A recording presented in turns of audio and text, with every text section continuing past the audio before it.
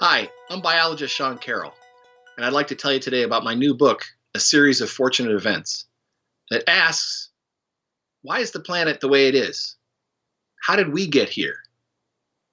Does everything happen for a reason, or are some things left to chance? Those are questions that have been pondered by philosophers and theologians for thousands of years, and modern philosophers still ask these questions. But nothing puts those beliefs to the test like a close call or trauma. In 2001, Seth MacFarlane was the 27-year-old creator of the not yet hit Family Guy, who, because he had hit the entertainment big leagues at such a young age, was invited back to his school in Rhode Island to talk to the students. And, well, I'll let Seth tell the rest of the story to Piers Morgan. A combination of two things. I was giving a lecture at my college the night before and went out with some of the faculty afterwards and had a few pints. And you got drunk? Yes. And coupled with the fact that my travel agent had listed the flight on my itinerary as leaving 10 minutes later than it did. And I was generally late for flights. I'd missed a lot of flights prior to that, so it wasn't like it was anything crazily out of the ordinary. But I got to the counter and I said, yeah, I'm booked on flight 11, and the one behind the counter said, sorry, you're too late. They just closed the gate. And I said, all right, well, I'll take the 11 o'clock. Went into the lounge, fell asleep, woke up about 45 minutes later to a commotion, and the first plane had hit, and sat there and watched the second plane hit, and they announced what flight it was, and I turned to the guy next to me and said, my God, that was the flight I was supposed to be on. I was late. I missed it. As it turns out, MacFarlane was not the only celebrity to miss American Flight 11. Mark Wahlberg was also scheduled to be on the flight, but changed his plans. Now, 11 years later, MacFarlane and Wahlberg teamed up to make Ted. So what do you think are the odds that these two guys would both miss Flight 11 and later make a hit movie?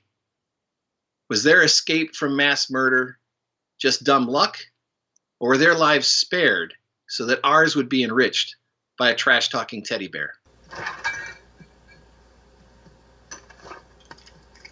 Michelob Ultra Tuscan Orange Grapefruit. My God, America is imploding. Dumb luck, accident, chance, call it what you will, but MacFarlane's late arrival to the airport was purely an accident, albeit an accident with profound personal consequences. It's sobering to think what a fine line there can be between life and death. And what governs that fine line is the central focus of my book. Over the past 50 years, as scientists have learned much more about the history and workings of the planet, we've been startled to find out how the course of life has been rocked by a variety of cosmological and geological accidents, without which we would not be here. And as we've probed human biology and the factors that impact our individual lives, we've caught chance red-handed, reigning over that thin line between life and death. So today I want to tell you just two short stories that reveal just how much we live in a chance-driven world. So speaking of thin lines, that was exactly what caught the attention of geologist Walter Alvarez outside a town of Gubbio in Italy. This gorgeous medieval town was built on local limestone. And it was in that limestone that Walter Alvarez saw a really interesting pattern in a column of rock. Walter's on the right here in the figure on the left. Walter noticed that in one section of these many stacks of limestone, that there was a dramatic switch in color from white below, where he has his hand, to red above. And when Walter looked closer, he saw that there was a peculiar layer of sort of grayish clay in between those two rock layers. Now, his description of that 1 centimeter thin line would lead to one of the most stunning and revolutionary discoveries of the 20th century, and begin to tell the story of one of the most important days on Earth in the last 100 million years. A day that was very, very unlucky for most everything alive, but eventually turned out to be extremely fortunate for us. The Gubbio Rock Formation was part of an ancient seabed, so it contained fossilized shells of tiny creatures called foraminifera, or forams for short. These are very abundant single-celled organisms, and they're part of the ocean's plankton community, and when they die, their shells settle to the bottom of the ocean. When those sediments are raised up above the ground, we see them as limestone layers. And when Alvarez looked at the forams from the rock cut outside Gubbio, he saw that the white layer contained really large and diverse forams, shown here at the bottom. But above those, in the reddish layer, there were only tiny forams and only a few species remaining. Alvarez looked at the thin layer between them and realized that there were no fossils at all. And he thought something really dramatic must have happened for the big change in the appearance of forams. Now, this boundary that he saw outside Gubbio, it's known in other places in the world from terrestrial deposits. Here's one shown in North America. The boundary marks a dividing line between two worlds 66 million years ago. Below the boundary line lays the Cretaceous period, the age of reptiles, where dinosaurs are abundant. But above that line, there are no dinosaurs, and it marks the beginning of the age of mammals, when furry animals became the largest animals on land and in the seas. Now, Alvarez and his colleagues wonder, what on earth could have caused the disappearance of widespread tiny creatures like forams and much larger creatures like dinosaurs? And the short answer, as you probably know, is it wasn't something on Earth, it was something from outer space. An asteroid 6 miles wide, traveling about 50,000 miles an hour, slammed into the Yucatan Peninsula, and this enormous mass of rock, blasted out of the crater, was hurled in all directions, a thick curtain of ejecta traveling over several thousand miles per hour.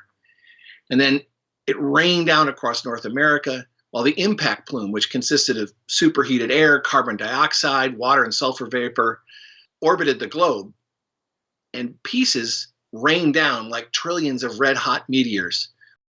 This impact is, with respect to our world and our species, the mother of all accidents. Now, it was hell on Earth, because with ejecta falling through the atmosphere, that heated the atmosphere to 400 to 600 degrees, baking it like an oven. And the plumes from the impact rose up in the atmosphere and even out of the atmosphere, and that blocked out the sun. And that blocking out of the sun caused global temperatures to drop by more than 20 degrees Fahrenheit. And that caused food chains to collapse. And that situation lasted for at least 10, perhaps up to 30 years. And that long blackout, that ecological collapse, led to the extinction of 3/4 of all plant and animal species on the planet. But it was a mother because the content, the exact content of the rock that the asteroid hit was fortunate, because it contained certain mixture of minerals that, when vaporized, was a potent destructive mix. And only about 1 to 13% of the Earth's surface contains the right mix of rock that, if it was hit by an asteroid, could cause such a destructive plume. So what that means, with the Earth turning at 1,000 miles an hour, that this asteroid, which had been circulating the solar system for probably 4 billion years, when it entered the Earth's atmosphere that day, had it entered 30 minutes earlier, it would have landed in the Atlantic Ocean, missed the Yucatan. Had it landed 30 minutes later, it would have landed in the Pacific Ocean, missed the Yucatan. And the dinosaurs would still be here, and we would not be. Of course, that would mean there would be no Ted, and God forbid, no Ted 2.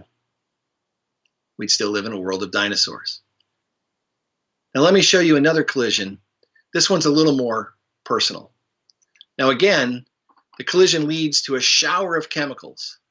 But this time, life doesn't end, it begins. Because this is the moment of fertilization, shown here in a different view, with sperm wandering around the egg. And it's one lucky sperm that penetrates that egg that sets in motion, of course, individual human life. Now, it's about a swarm of 100 million or more contenders. Only one single sperm will make its way up the fallopian tube and successfully fertilize the egg. The fertilized egg is the union of two genomes, half from one parent, from the sperm, half from the unfertilized egg. Now, here is the astounding fact. No two fertilized human eggs will ever be the same. And to understand why, let's try a little pop quiz. Ready?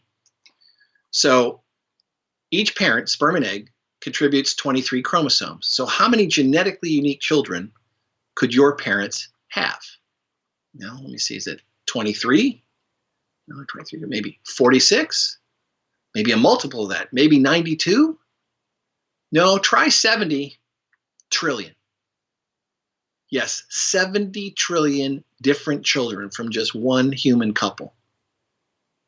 So fertilization is really the accident of all mothers. The math is pretty straightforward.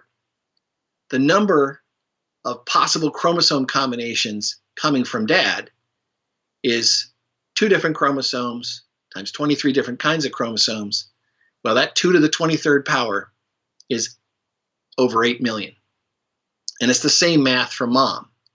But in terms of the different combinations mom and dad create, it's the product of those two numbers.